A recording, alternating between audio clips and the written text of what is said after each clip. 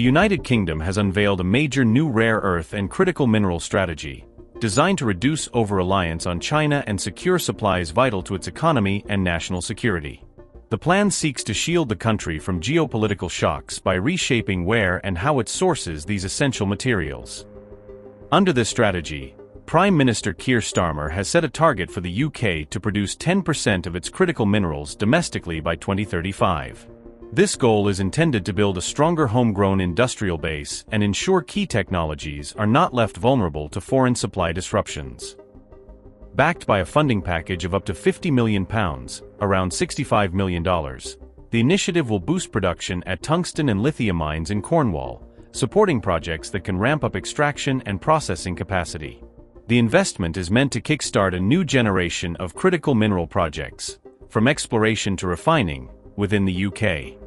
Notably, the UK has also recently signed a minerals cooperation agreement with Saudi Arabia, expanding its network of overseas partners for critical raw materials.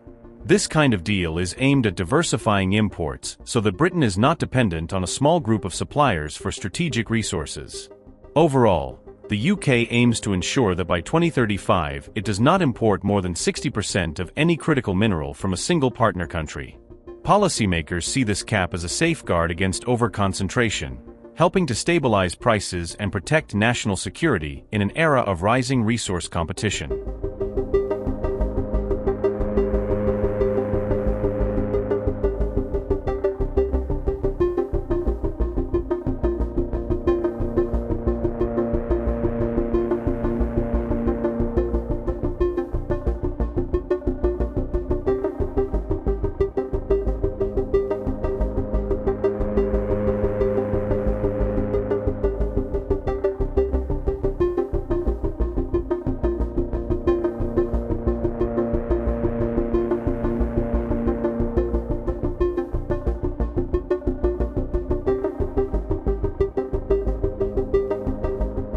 In the UK, demand for copper, used in everything from electric plugs to car brakes, is projected to roughly double by 2035 as electrification accelerates.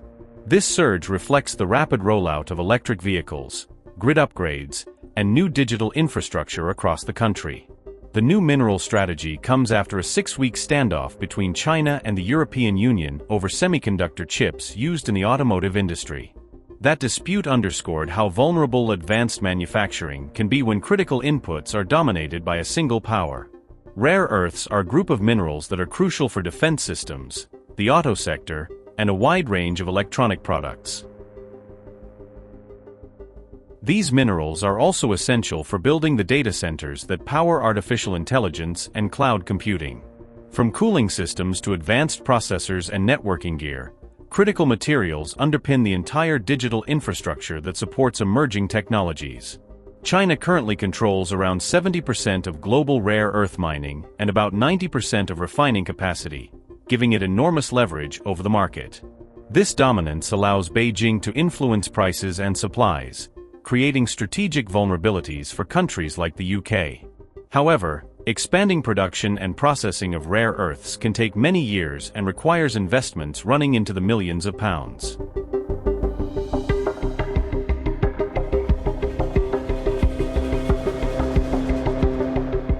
The United States and China were locked in a major standoff over trade and technology after President Donald Trump imposed sweeping tariffs on Chinese goods. Critical minerals and rare earths quickly became part of this broader economic and strategic confrontation. In response, China introduced export restrictions on certain rare earth products and then expanded the scope of these curbs in October, alarming many Western capitals. This tightening of export controls drew sharp reactions from the West, which accelerated efforts to develop alternative supplies and diversify partners. Governments and companies began looking more seriously at recycling, new mining projects, and alliances beyond China. Eventually, China decided to halt its rare earth export curbs for a year following a meeting between Trump and Xi Jinping, easing immediate pressure but not removing long-term concerns.